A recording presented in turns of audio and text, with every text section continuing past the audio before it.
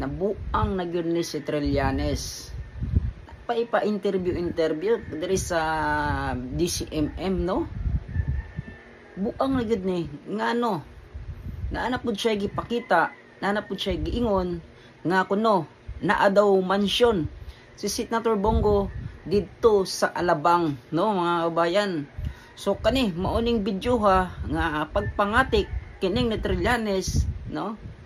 Pagpakalat na pod sa fake news ang pangutana dira sa kadaghan-daghang politiko, no?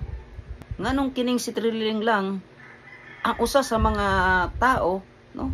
Mga kaning murag ambot na kaning asong ulol gud ni ba sa tinuod lang, no? Maoro niya ang signaw-ngaw nga dauton si Senator Bongo. Kana ang pinakapunto nga pangutana, no? Wala na may laing nagkuan kay Senator Bongo, no? Wala na laing mga nag-istorya kundi kining asong ulol, no? Nga sigaw-ngaw nga kani si Trilling. Paminawon na to mga kabayan na kaning interview ni Trilling sa DCMM. Ganyang halaga kasi alam niyo kilalang kilala itong si Bongo na nakatira sa Ayala, Alabang. Ayala, Alabang. Ang lote pa lang doon, tapos malalaki po ang size ng mga lote dyan, pati yung kanyang bahay na tinayo, 4 floors po yan, 4 na palapag, may elevator pa. Siguro abot po ng kalahating billion yan kung kasama na yung mga muebles. Ang galing gumawa ng istorya. Tapos itong yung si Trilling.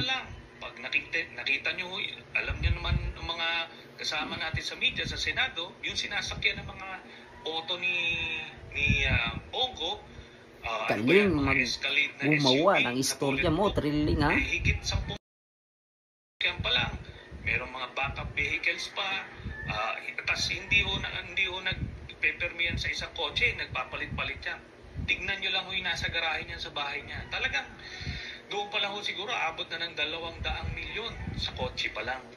Kaya sobra naman na panloloko yan. So, yun mga babayan, ha. Itong kanyang sinabi sa interview DCMM Teleradyo, no. Ito po ay October 29, 2025. Bago lang po mga kabayan, ha. Kahapon. Yung mga pinagsasabi nito mga kabayan, walang kabuluhan, walang katotohanan. Bakit? Itong sinabi niyang may bahay daw, no, may mansion daw si Senator Bongo. Ito po, sinagot na po ito ni Senator Bongo noong, ipapakita natin. Itong kanyang sinabi po mga kabayan, ito po daw ay fake news, no? Fake news po daw yan mga kababayan. Ito, ipapakita natin yan. Ito po, September 13, sinagot na po ito ni Senator Bongo, September 13, 2021. No, itong paratang ni Trilling sa kanya, no? Paratang ni Trilling kay Senator Bongo. September 21 pa po mga kabayan, September 13, 2021, no? Sinagot na po ito. Ito po ay fake news.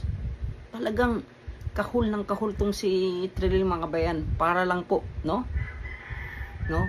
Papaniwalaan, no, yung taong bayan at siraan si Senator Bongo. Wala namang katotohanan mga bayan. Ito basahin natin. Yan, oh. A spread of fake news intensifies as election season. Nurse Bongo warns public to be vigilant in order not to fall victims to falsehood and black propaganda. Ito po dahil po ay mag-election ito mga bayan. Kaya po, no, todo atake itong si Trilling, no? Kada malapit na po yung election, lumalabas itong si Sundalong Kanin para manira po mga kabayan, kung hindi kay Tatay Digong, sa mga kaalyado naman, no, ni Tatay Digong ang sinisiraan nitong si Trilling mga bayan. Oh, ito, sinagot na po talaga. May mahabang statement dito si Senator Bongo eh. Ito lang po yung sakuan natin na hindi ko alam yung mga bahay ng mga mayayaman sa Ayala, Alabang. Tapos sasabihin na may bahay ako doon. Nakakahiya naman.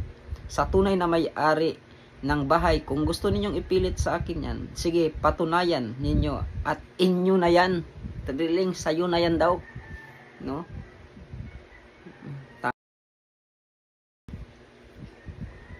Nakakakilabot ka, Trililing, no? Kakaiba ka. Kakaiba ka sa lahat ng mga politiko. Ikaw lang yung asong ulol na tahol ng tahol, no?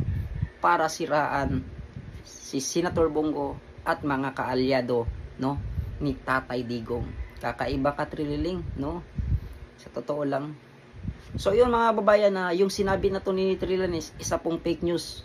Wala pong kinalaman at wala pong mansyon si Senator Bongo sa may Ayala, Alabang. So yun, no? Ulol na lang yung maniniwala talaga dito kay Trillanes, no? Kay Trililing mga kabayan, sa totoo lang. No, kayo, kung naniniwala kayo, bahala kayo mga kabayan. No, isa na rin kayong mga ulol, no? Mga asong ulol. Kung maniniwala pa kayo dito kay Trililing. Nagpapakalat lang ng fake news. No? Kitang-kita naman mga kabayan. So yun. Ikaw Trililing, kung wala kang pinagbago, no? Takbo ka na lang ng Barangay Tanod.